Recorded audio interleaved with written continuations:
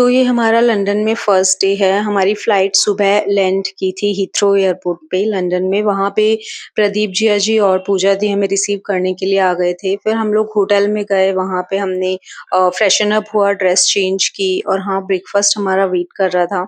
तो हम यहाँ के प्यारे से होटल में ब्रेकफ़ास्ट करने के लिए आ गए। होटल हमारा बहुत लग्ज़री था, मुझे नाम अभी बिल्कुल भी याद नहीं आ रहा है, बट मैं कैप्शन में लिख दूँगी।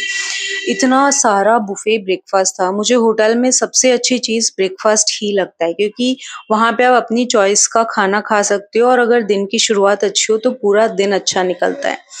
तो यहाँ पे होटल वालों ने हमें वेज, नॉन-वेज सारे ऑप्शन दिए थे। बाहर आपको नॉन-वेज में वैरायटी ज़्यादा मिलती है, लेकिन अगर आप किसी डिसेंट होटल में लाइक 3, 4 या 5 स्टार होटल में रुके हो, तो आप कह के भी शेफ़ से अपनी पसंद का कुछ भी बनवा सकते हो, वो आपके लिए बना के देते हैं। मेरे साथ तो मोस्टली होटल्स में यही हुआ है कि मैंने जब भी कोई चीज़ शेफ़ से कही है, तो उसने मुझे बनाकर या लाकर दी है। अभी भी मैं शेफ़ से कुछ पूछ ही रही हूँ।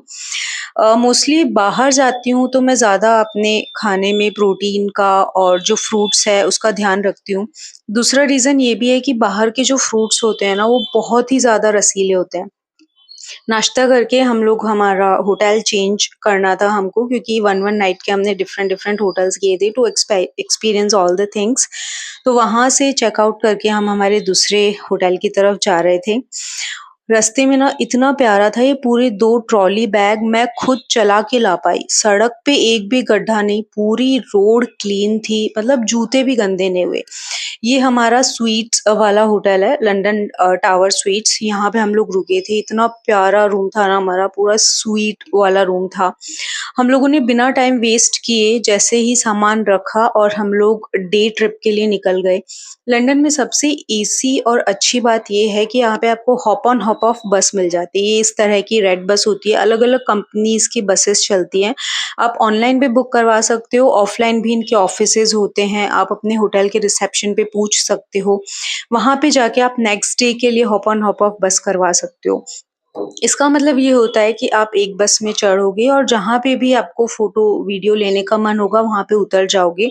उसी कंपनी की नेक्स्ट बस उस स्टॉप पे आएगी, तो जब व्हेन यू आर डन तो आप उस नेक्स्ट बस के अंदर बैठ के अपनी अगली डेस्टिनेशन पे जा सकते हो। इनका एक फिक्स्ड रूट होता है, एक इनका पूरा रोड मैप होता है। सारी चीज़ें मैनुअल ऑनलाइन भी होता है और ऑफ़लाइन भी फ्लायर्स होते हैं, जिसमें आप देख सकते हो कि अगली बस का स्टॉपेज कौन-सा है, ये कहाँ पे रुकेगी, आपको कहाँ पे जाना है। प्राय ये जो बसेज़ हैं वो red line, yellow line, blue line, green line इस टाइप से 4-5 कलर्स के अंदर अपने रूट को शो करती हैं। तो आप जिस भी एक लाइन की बस में बैठे हो, आप उसी लाइन से चेंज करो, तो आप मोस्टली सिटी को कवर कर पाओगे। तो हमने सोचा कि आज जो रिंग रोड है, यानी लंदन के चारों तरफ हम लोग जाएँगे। ये बिग बेन है जिसके लिए लंदन सबसे ज़्यादा फ़ेमस है। ये घड़ी है जो टाइम बताती है पूरा परफ़ेक्ट। इसी का नाम बिग बेन है, इसी पे गाना बना है लंदन ठुमकदा वाला, क्वीन मूवी का, कंगना रनौत की। बहुत अच्छी मूवी है, मुझे पर्सनली बहुत अच्छी लगी। और वो देखने के बाद में ही मैंने सबसे पहला जो मेरा इंटरनेशनल डेस्टिनेशन बनाया था, वो लंदन बनाया था और 2 से 3 साल बाद में ही मैंने इसको अचीव भी कर लिया। रीज़न ये है कि लंदन में आपको रफ़्तार देखने को मिलेगी, तो एक बहुत सुकून भी देखने को मिलेगा। ये थेम्स नदी है यहाँ की, इसको लंदन की गंगा कहा जाता है और ये जो है, ये लंदन आई है, जो गोल आप देख पा रहे हो। ये लगभग 1.6 मिलीमीटर पर सेकंड की स्पीड से रिवॉल्व करती है और इसी के थ्रू जो बिग बेन घड़ी है, उसका जो टाइम है वो डिसाइड होता है। ये यहाँ का आर्किटेक्चर है, मैं बहुत सरप्राइज़्ड थी कि पूरा सेम आर्किटेक्चर, क्या कोई नया कंस्ट्रक्शन नहीं हुआ या हुआ? तो जब मैंने वहाँ के लोकल से पूछा तो उन्होंने बताया कि जो ये आर्किटेक्चर है, यहाँ की गवर्नमेंट अगर कोई नया भी कंस्ट्रक्शन करती है, तो वो सिमिलर रखती है दूसरी बिल्डिंग्स के, ताकि अजीब-गरीब और कई तरह अलग-अलग तरह की बिल्डिंग्स ना लगें। दूसरा पॉइंट, यहाँ पे आप खुद की प्रॉपर्टी, स्टूडियो या फ्लैट्स प्राय नहीं बना सकते हो, गवर्नमेंट बना के देती है जो आपको 50 साल की लीज़ पे मिलते हैं फ्लैट्स।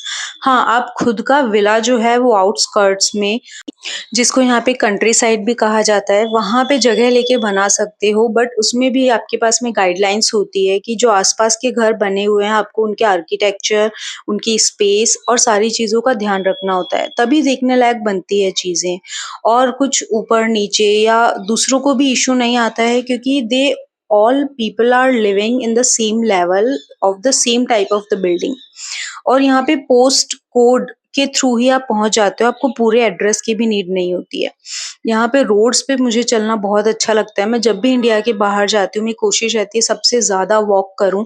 एक तो जो लंग्स हैं वो इतने रिलीफ़ होते हैं, ऐसा लगता है कि पूरी ऑक्सीजन अभी बेचारों को मिली है, खुद से साँस लेते हैं वो, कोई मेहनत नहीं करनी पड़ती उनको फ़िल्ट्रेशन के लिए, तो इतना यहाँ पे एक्यूआई कम था।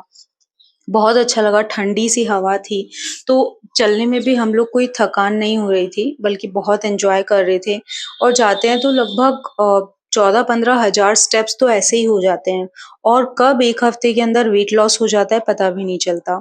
यहाँ पे साइक्लिंग के लिए भी देखो प्रॉपर स्पेस है, पूरा मार्क है रोड्स के ऊपर, तो किसी तरह का कोई कन्फ्यूजन या जो कॉन्फ्लिक्ट है उसका भी कोई चांस नहीं होता है। क्योंकि सब लोग अपने दायरे में रहते हैं, अपने लिमिट्स में रहकर वो आगे बढ़ते हैं। सबको लगता होगा इतना वेल मैनेज ट्रैफिक है तो यहाँ पे आप कितनी भी स्पीड पे चला सकते हो, नहीं, यहाँ पे भी जो मेन सिटी है या जो हॉटस्पॉट एरियाज़ हैं जहाँ पे कि रश काफ़ी रहता है, वहाँ पे सेम हाल है इंडिया की तरह। स्पीड लिमिट होती है, कैमराज़ के अंडर आप होते हो और आपको चालान घर पे ही आ जाता है, जो आपको टिकट कहते हैं यहाँ पे इसको, आपको पे करना पड़ता है। थोड़ी देर में बारिश भी आ गई और जहाँ पे मैं सबसे आगे वाली सीट पे बैठी थी, वहाँ पे बूँदें जमा हो गई है, तो मुझे कैप्चर करने में बहुत इश्यू आ रहा है। See you in the next vlog.